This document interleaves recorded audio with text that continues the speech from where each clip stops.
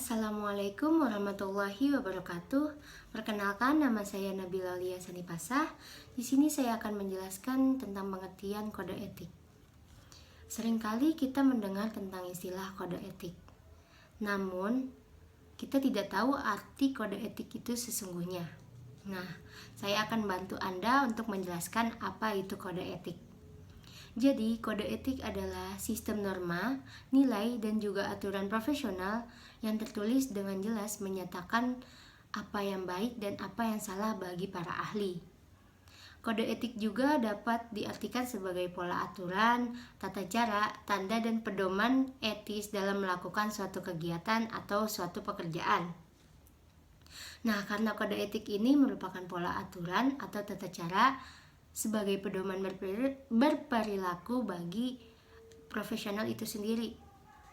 Dalam suatu profesi, kode etik merupakan norma-norma yang harus ditaati oleh setiap anggota untuk melaksanakan setiap tugas profesi dan menjalankan kehidupan di masyarakat. Selain itu, kode etik juga termasuk sistem norma, nilai, dan juga aturan profesional secara tertulis dengan tegas yang menyatakan baik benar atau hal yang tidak benar untuk profesional itu sendiri.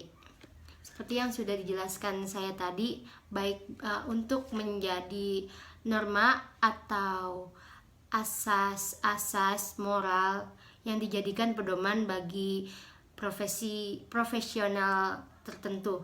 Nah, ada pengertian lain dari kode etik, yakni sebuah aturan tertulis dan secara sistematis dengan sengaja dibuat berdasarkan prinsip moral yang ketika digunakan dapat menjadi alat untuk menghakimi berbagai macam tindakan di mana pada umumnya dianggap menyimpang dari kode etik yang telah ditentukan. Dan kenapa kode etik dijadikan standar aktivitas?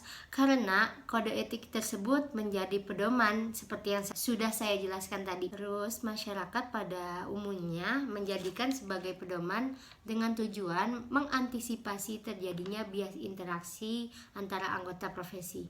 Nah, bias interaksi di sini maksudnya adalah monopoli profesi atau memanfaatkan kekuasaan dan hak-hak istimewa untuk melindungi kepentingan pribadi yang bertentangan dengan masyarakat. Saya akan menjelaskan kode etik dari berbagai para ahli. Contohnya dari Oteng Sutisna yang mendefinisikan kode etik sebagai pedoman yang memaksa perilaku etis anggota profesi. Dan ada juga menurut Sonny Keraf yang merupakan kaidah moral yang berlaku khusus untuk orang-orang profesional di bidang tersebut. Pada intinya, kode etik digunakan sebagai moral atau norma yang digunakan untuk mereka atau tata cara bekerja yang harus ditaati. Terima kasih. Assalamualaikum warahmatullahi wabarakatuh. Baik, bismillahirrahmanirrahim.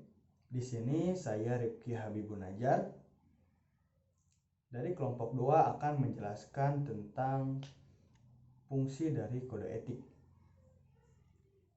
Pada dasarnya, kode etik memiliki fungsi ganda, yaitu sebagai perlindungan dan pengembangan bagi suatu profesi dalam berdakwah.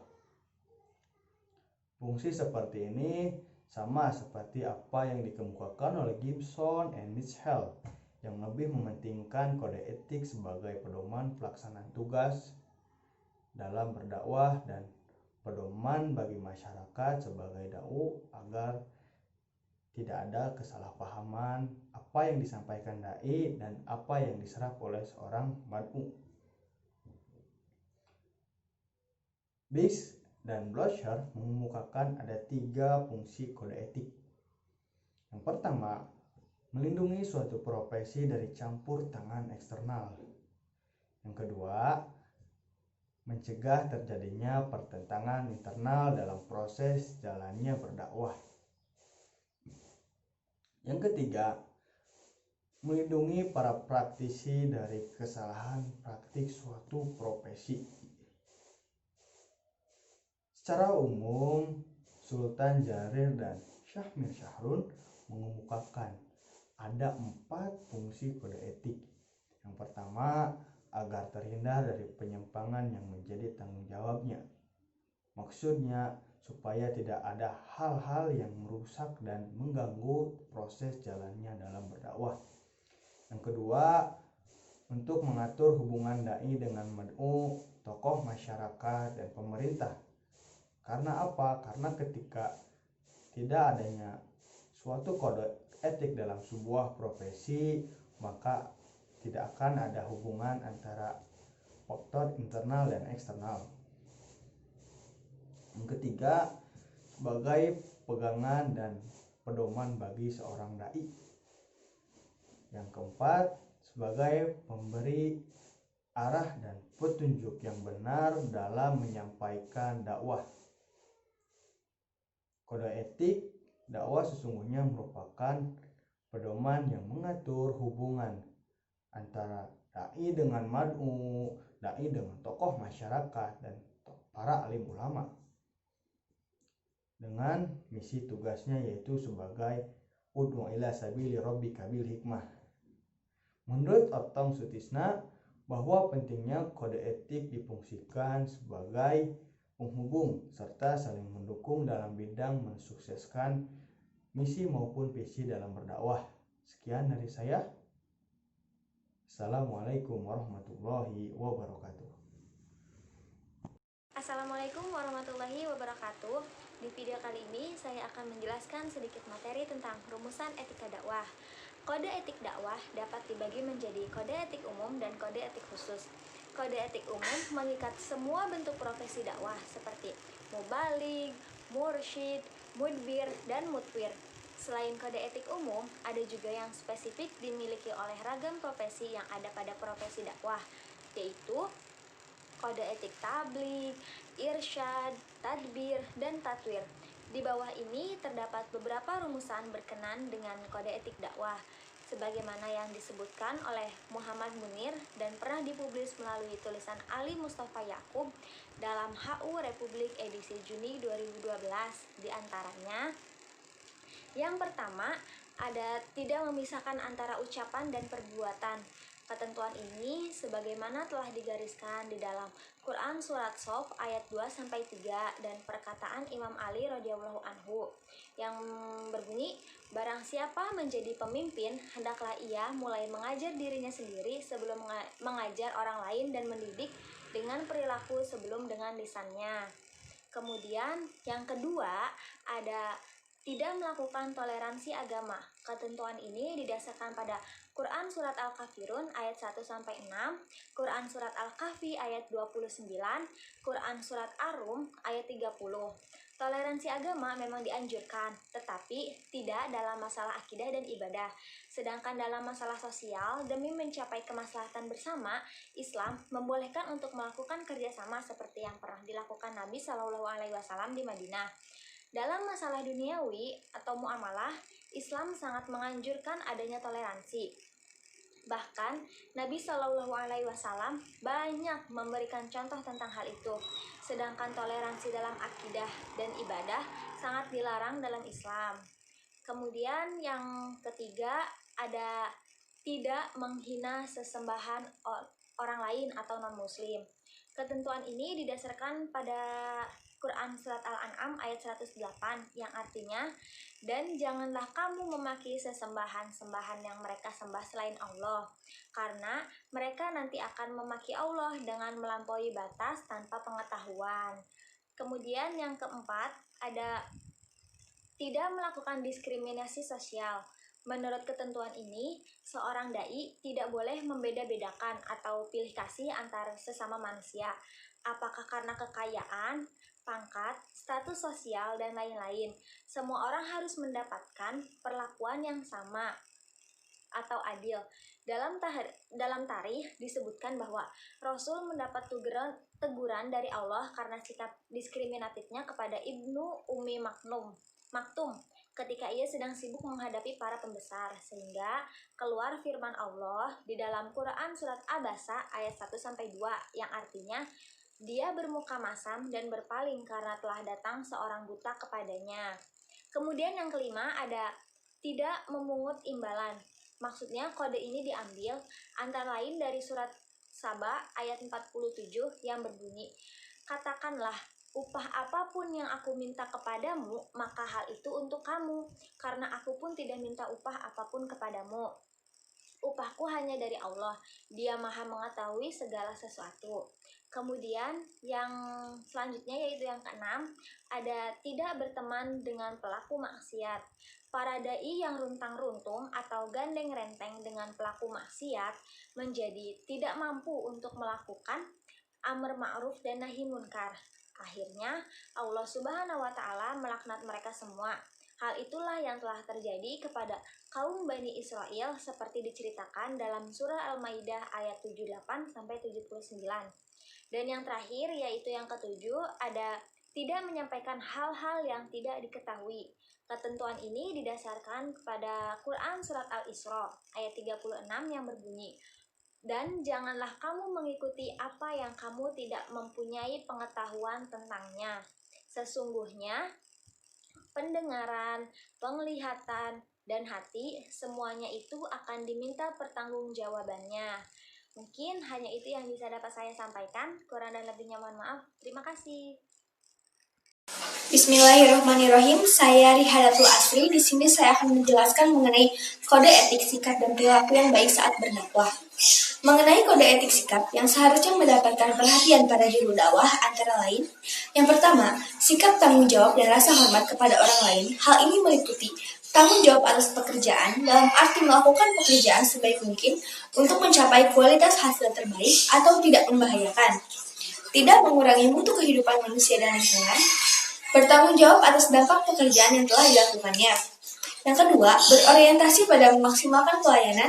Yang ketiga, menjunjung tinggi ciri kepribadian moral. Hal ini meliputi tekad dan keberanian yang kuat untuk bertindak sesuai tuntutan profesi, sadar akan kewajiban, bersungguh-sungguh dengan penuh ketulusan dalam menjalankan profesi.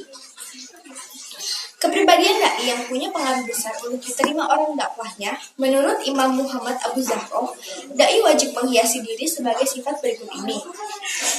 Yang pertama, punya niat yang baik sehingga dalam berdakwah tidak mengharapkan imbalan harta atau kedudukan, tapi semata-mata mengharapkan keridhaan dari Allah. Yang kedua, berkemampuan dalam menerangkan. Yang ketiga, punya kepribadian yang menarik. Yang keempat, mengetahui kandungan dari al-hadis. Yang kelima, lemah lembut pergaulan, tapi bukan sebagai tanda kelemahan.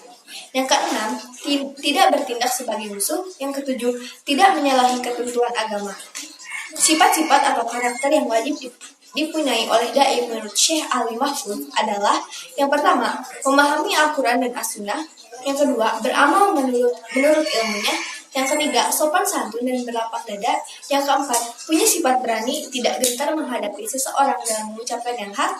Yang kelima, bersifat qanaah. Yang keenam, berkemampuan memberi keterangan dan penjelasan serta kefasihan berbicara. Yang ketujuh, mendalami beberapa cabang ilmu. Yang kedelapan, punya hubungan kuat dengan Allah. Yang kesembilan, tawadu atau rendah hati.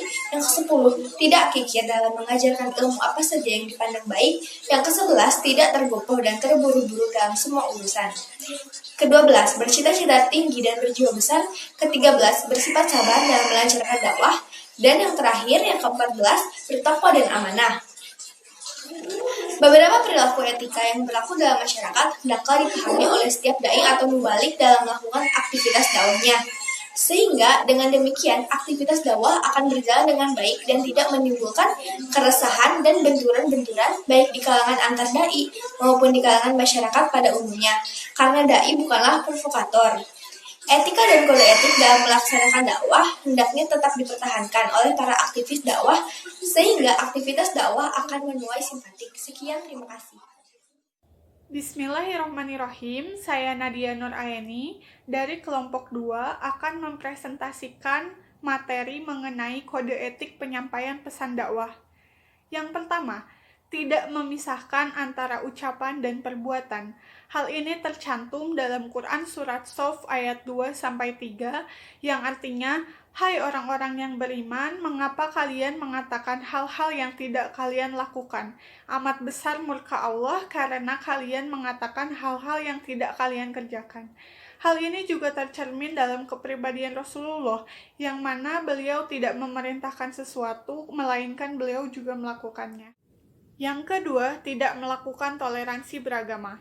Islam merupakan agama yang sangat menjunjung tinggi toleransi, kecuali dalam hal ibadah dan akidah. Sebagaimana tercantum dalam Quran Surat Al-Kafirun ayat 6, Lakum dinukum waliyadin, yang artinya untukmu agamamu dan untukku agamaku. Yang ketiga, tidak mencerca sesembahan agama lain. Hal ini tercantum dalam Quran Surat Al-An'am ayat 108 yang artinya, dan janganlah kamu mencaci maki sesembahan yang mereka sembah selain Allah, karena nantinya mereka akan mencerca Allah dengan melampaui batas dan tanpa pengetahuan. Yang keempat, pesan dakwah yang disampaikan hendaknya tidak mengandung hal-hal yang bersifat diskriminasi. Yang kelima, hendaknya kita tidak menyampaikan hal-hal yang tidak kita ketahui, sebagaimana tercantum dalam Quran Surat Al-Isra ayat 36, yang artinya, dan janganlah kamu mengikuti hal-hal yang tidak kamu ketahui, karena sesungguhnya pendengaran, penglihatan, dan hati akan diminta pertanggungjawabannya. Yang keenam, penyampaian pesan dakwah haruslah jelas sesuai dengan kaidah kebahasaan, baik dalam hal makna maupun pelafalannya, sehingga pesan dakwah yang disampaikan akan mudah difahami, dan juga harus menggunakan intonasi yang tepat, tidak terlalu cepat dan tidak terlalu lambat. Yang ketujuh yaitu tidak takaluf. Seorang dai hendaknya tidak menyampaikan pesan menggunakan kata-kata yang puitis dan memberatkan, sehingga pesan dakwah akan sulit dipahami. Karena pada dasarnya prinsip dakwah adalah diterimanya pesan oleh mad'u. Yang kedelapan, penyampaian pesan dakwah hendaknya menggunakan bahasa yang halus dan lemah lembut. Hal ini dimaksudkan supaya menyentuh jiwa seorang mad'u sehingga akan lebih mudah menerima pesan dakwah. Yang terakhir, penyampaian pesan dakwah tidak boleh memaksa, karena sebagaimana tercantum dalam Quran Surat Al-Baqarah ayat 256 yang menyatakan bahwasannya tidak ada paksaan untuk memasuki agama Islam. Sekian dari saya, mohon maaf atas segala kekurangan. Terima kasih. Assalamualaikum warahmatullahi wabarakatuh. Perkenalkan, nama saya Putri Alfitriani Asyafa. Di sini saya ingin menjelaskan atau memaparkan tentang kode etik humor dalam berdakwah. Kode etik humor dalam berdakwah biasanya disebut batasan-batasan ketika kita menyampaikan dakwah. Contohnya seperti menjaga lisan atau menjaga apa yang kita ucapkan ketika kita berdakwah. Ada pepatah mengatakan bahwa mulutmu harimau. Jadi meskipun kata-kata yang kita sampaikan itu sedikit, kata-kata yang menurut kita itu candaan, akan tetapi menurut orang lain itu bukan candaan atau membuat hati mereka sakit, itu sama saja kita menyakiti orang lain. Jadi ketika berdakwah, boleh kita memasukkan humor di pertengahan, misal agar kita berdakwah tidak terlalu monoton, atau ketika berdakwah tidak membuat para audiens ngantuk, membuat para audiens bosan dengan materi yang kita sampaikan. Dan beberapa hal yang harus kita perhatikan ketika berdakwah itu cara kita berbicara dan cara kita menyampaikan humor. Humor-humor kecil yang membuat para audiens tertawa itu memang lelucon-lelucon yang sangat membuat audiens antusias. Akan tetapi dari bahasa pun kita harus menjaga agar para audiens tidak berpikir yang negatif dengan candaan kita, atau kita membahas hal-hal yang tidak senonoh.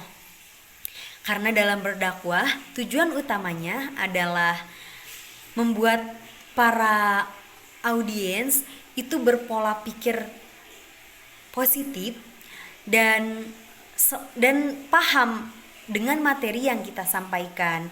Sebabkan humor itu hanya isi atau tambahan yang membuat kita semua agar tidak jenuh dan seakan-akan di acara pendakwahannya tuh tidak berguna gitu. Nah, dari sini kita belajar bahwa humor itu memang harus ada, akan tetapi ada batasan-batasan dalam berbicara. Contohnya ketika kita membahas sesuatu yang lucu, tapi yang didengarnya itu seperti tajam gitu.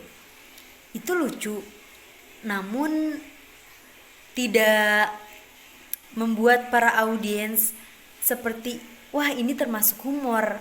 Bukan, akan tetapi audiens itu berpikir seperti ini bukan candaan, hanya membuat tertawa. Namun dari bahasa dan dari kesimpulan dari humor tersebut itu seperti hinaan atau ejekan. Nah, mungkin pemaparan dari saya tentang kode etik humor dalam berdakwah cukup sampai di sini. Kurang lebihnya mohon maaf. Wassalamualaikum warahmatullahi wabarakatuh. Bismillahirrahmanirrahim.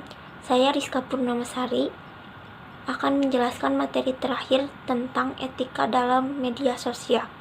Seiring dengan berjalannya waktu, maka teknologi juga semakin berkembang pesat. Saat ini hampir sebagian besar orang bisa saling berbagi informasi serta berkomunikasi secara langsung dengan menggunakan media sosial, sebab dengan internet maka mereka lebih bisa menghemat waktu dan biaya. Dalam penggunaannya tentu kita diberikan kebebasan agar bisa berkomunikasi dengan siapa saja. Namun yang sering disalahartikan adalah bebas bukan berarti tanpa etika.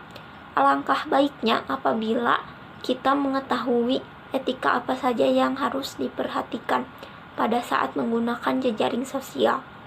Tidak sedikit permasalahan sosial yang terjadi akibat kurangnya kesadaran masyarakat dalam beretika di media sosial. Justru para pengguna terkadang dibutakan oleh berita yang tidak benar akibat dari hasutan yang beredar di media sosial. Berikut beberapa hal penting mengenai etika dalam menggunakan media sosial. Etika dalam berkomunikasi. Pada saat melakukan komunikasi dengan memanfaatkan media sosial, biasanya banyak yang cenderung melupakan etika dalam berkomunikasi. Hal ini dibuktikan dengan banyaknya kata-kata kasar yang kerap kali muncul pada saat melakukan percakapan melalui jejaring sosial, baik yang disengaja maupun tidak. Alangkah baiknya apabila sedang melakukan komunikasi pada jaringan internet, menggunakan bahasa yang sopan dan layak. Biasakanlah untuk menggunakan bahasa yang tepat dengan siapapun pada saat kita berinteraksi, termasuk saat berinteraksi melalui media sosial. Yang selanjutnya, hindari penyebaran sara, pornografi, dan aksi kekerasan. Alangkah baiknya apabila kita tidak menyebarkan informasi yang mengandung unsur sara atau suku, agama, dan ras, serta pornografi pada jejaring sosial. Biasakan untuk Bismillahirrahmanirrahim. Nama saya Muhammad Ibla Gafar. Di sini saya akan memberikan kesimpulan makalah yang memiliki materi tentang kode etik dakwah. Kode etik dakwah merupakan aturan atau pedoman dengan memiliki tata cara yang baik untuk melakukan pekerjaan seperti berdakwah. Dan ada pula tentang berdakwah ini harus memiliki etika yang baik untuk kepada dai-nya, sehingga supaya tujuan dai tersebut bisa tersampaikan dan diterima respon dengan baik oleh para jamaah tersebut. Dan si dai-nya juga harus memiliki tujuan berceramah berdakwah itu memiliki tujuan seperti apa. Yang pastinya tujuan itu yaitu agar umat Islam dan para jamaah semakin bertakwa pada Allah dan bisa menaati peraturan-peraturan Allah dan sunnah-sunnah Rasulnya. Hal yang harus diperhatikan untuk dai sebelum berjamaah harus memiliki etika yang baik dan harus memiliki sifat-sifat yang baik. Dari beberapa sifat yang harus diperhatikan oleh si dai tersebut adalah bertakwa dan beramanah, harus memiliki sifat berani, bersabar, dan berlapang dada, harus jujur, paham terhadap Al-Quran dan As-Sunnah, tidak takabur terhadap apa yang dia dakwahi untuk jamaahnya, dan yang paling terpenting juga apa yang dia sampaikannya terlebih dahulu harus ikhlas tanpa harus ada imbalan. Ada pula untuk kode etik dalam menyampaikan pesan, di antara lainnya kayak seperti tidak memisahkan antara perbuatan dan ucapan, tidak memberitahu terhadap jamaah dari dai yang tidak ketahui, tidak mendiskriminasikan agama lain atau tidak mencemooh agama lain, tidak mencerita sesambahan agama lain. Terus juga penyampaian pesan dakwah juga harus menggunakan bahasa yang lemah lembut, yang jelas, baik lafal bahasa Arab ataupun Indonesianya. Dan sepertinya kayak tidak boleh memaksa atau tidak ada paksaan terhadap jamaah. Apapun yang disampaikan oleh dai terhadap jamaah harus ikhlas dan kayak buat jamaah itu agar mendapatkan respon yang baik supaya jamaah akan melakukan dakwah tersebut. Untuk kode etik dengan cara berdakwah juga memiliki humor, tapi humor itu tetap selalu menjaga ucapan dan penyampaiannya. Dan seperti ada pepatah juga kayak mulutmu harimaumu, jangan terlalu menjadikan humor sampai dengan berlebihan atau memiliki batasannya. Dan humor juga dalam berdakwah, jangan sampai kita menyinggung seseorang dalam berdakwah, jadi harus memiliki humor yang baik ketika berdakwah, karena bahaya juga kan kalau emang lagi berdakwah tapi humornya melewati batasan, karena yang kita dakwahi adalah jamaah umat muslim juga. Nah, itu saja dari kesimpulan dari saya, karena dari inti kesimpulan berdakwah yang terpenting adalah dai ini atau yang berdakwah ini harus memiliki sifat yang baik, amanah pada Allah tersendiri, dan harus memperhatikan cara berdakwahnya, dan harus maksimal untuk berdakwah supaya agar mendapatkan pahala dan membawa pahala jariah terhadap dai tersebut. Yang terpenting juga si dai tersebut harus ikhlas dan tidak ingin menerima imbalan apapun buat umat Islam. Yang ia cari adalah pahala dan takwa dari Allah Subhanahu wa taala saja. Itu saja dari saya. Terima kasih. Mohon maaf bila banyak kekurangan.